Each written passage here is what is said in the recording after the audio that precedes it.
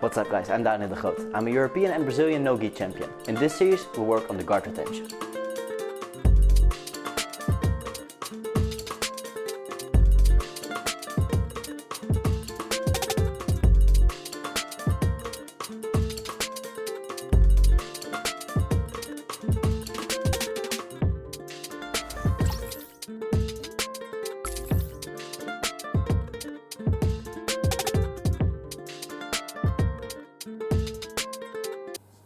What's up guys, welcome to our third video in this series about guard retention. Today we'll talk about the most used pass on a high level, which is the knee slide. This is by far the most high percentage pass you see at high level competition. It's a very strong pass, but there's a lot of ways to still block it. Best, of course, like we said before, is preventing the pass, so not letting the person get close to the pass, but we're gonna also work on some later stage retention moves. So just to give you an idea of the pass, there's a lot of different ways. Simple one is hand on the knee, hand on the hip, knee gets close the distance, hold your partner, pass the guard.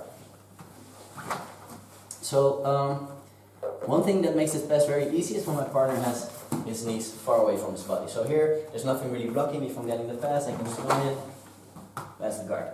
So one of the prevention strategies is, like we discussed in the first one, the concept of keeping your knees close to your chest. So when Bart has his knees really close to his chest, his hand in front of his hands, like here, I'm not immediately passing. His knees blocking me, his hands are blocking me, so he's in a way better posture. It's a lot harder. So that's your prevention. You want to keep your knees close to your chest, hand in front of your knees. That's the basic one. Okay, now when a person gets closer to the knee slide, we're going to use a different guard, which is called the reverse RDLR. Stands up, he comes in for a knee slide.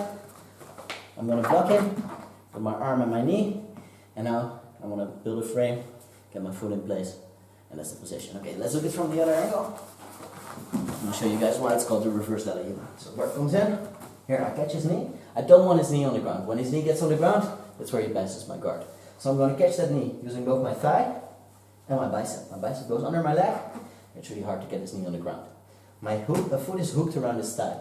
So in a normal RDLR, you would hook from the outside to the inside, lying on your left hip. In the reverse RDLR, you're going to hook from the inside to the outside, lying on your right hip. All the way reverse. So Bart comes in, I hook the leg, toes are curled around his hamstring, I catch his knee using my bicep and my hamstring, and now I want to get my foot and my hand into place. So if I can, I just put my foot on his hip and I frame, but if Bart is a little bit closer, I'm going to use my knee instead of my foot on the hip here. Another big thing when you're retaining guard is that you always want to have all your limbs at work. So a really common beginner mistake is when people go for the knee slide, they catch the leg, everything is going well, but they're just leaving this leg hanging here and pick up past the guard. If I make a checklist every time I'm playing guard that I want to have all my limbs doing something, I should be in a better situation. So he goes, I'm blocking, okay, now my left hand and my left foot are still not doing anything, so I'm going to push away, get my foot on his hip, block his shoulder here.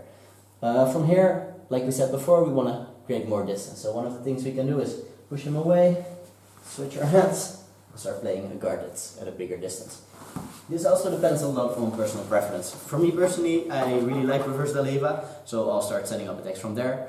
But if you are more comfortable with RDLR or in the game maybe spider guard, you can use it to transition to those guards. But for me personally, I like reverse RDLR, and I'll usually start my attacks from there. So let's look at it one more time.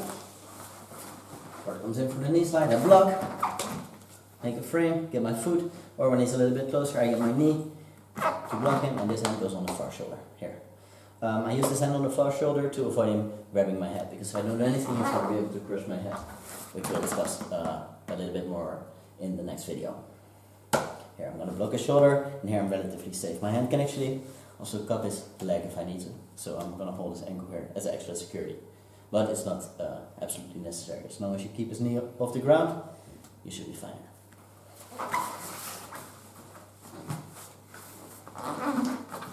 Okay, so now we're going to look at a little bit more late stage defenses. One you can use is the shoulder post and getting your knee back in.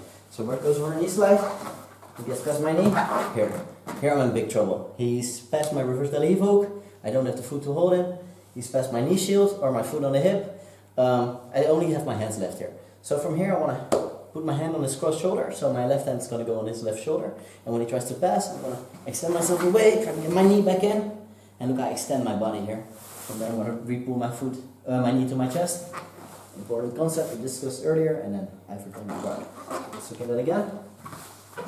He comes in for the knee slide. I'm too late. I made a mistake here. I shouldn't be in this position. I should have gotten the reverse RDLR with the hook, with the foot or the knee on the hip. But my partner did a good entry, and I'm relatively late on the defense here. So he goes for the knee slide. I'm going to block the shoulder. I'm going to extend my body away. He goes. I get my shin back in. I pull my knee to my chest, and I retain my guard. Now I can start playing half guard or any other guard I want. So one more time. Goes in, frame, get my knee in, retain the guard. Okay, so now let's say you really messed up and your partner got really close to you. He got past your hands as well, so he's with an underhook and a crossface. Now you really messed up, and there's only one more thing you can do, which is the turtle turn, as I like to call it. I learned this from my coach, Thiago. So, my partner is really deep in on the knee slide. He spreads my legs, spreads my arms. I only have his foot left, so it's the last line of defense is that I still have his foot here. Okay, from here, it's a lost battle. Like I said before, guard retention is a matter of time. Eventually, you're gonna lose. Here it's dead quadrupled. I'm in a really bad situation. It's just a matter of him kicking my top leg, my legs tiring out a little bit, and he's gonna get past my guard. So I have to think quick here. I don't want to be relaxing here. Okay, now I need this underhook. So what I'm gonna do, I'm gonna pull my elbow to my ribs here. I'm gonna throw my hand overhead and bring it in, elbow between our ribs. Now with the underhook. Now the position is totally different. I have the underhook, and here I'm almost attacking Bart's back. If he doesn't get the wizard, I'm going to throw him forward, and I can start attacking his back. The underhook makes so much difference in this situation, especially for beginners. If you guys don't know, you need that underhook when you're passing or when you're defending. So just a little switch of who has the hand under the shoulder decides the position. So we're here, Bart gets close to me, I hold his foot, my last resort. Now I need to get on my knees and start getting the underhook. So I'm going to throw it in, but I keep squeezing my thighs together. My elbow comes in. I hug the hip, and from here there's a lot of half guard attacks you can do. That's not for this video series, but like one of the things I like to do is this one. You can go to the back, you can sweep, so many options, but that's a topic for a different day. So you turn, get your elbow in, underhook, from there underhook half guard becomes available, you can do all your things you can do from there. Alright guys, those are the most common recovery methods I used against the knee slide. It's the most high percentage guard pass, so even when you do these recoveries well, a really good guy is still going to be able to pass your guard. But against people around the same level, around the same weight, you should be able to hit these defenses. And from there, different passes become open for your partner. And we're going to look at those in our next video.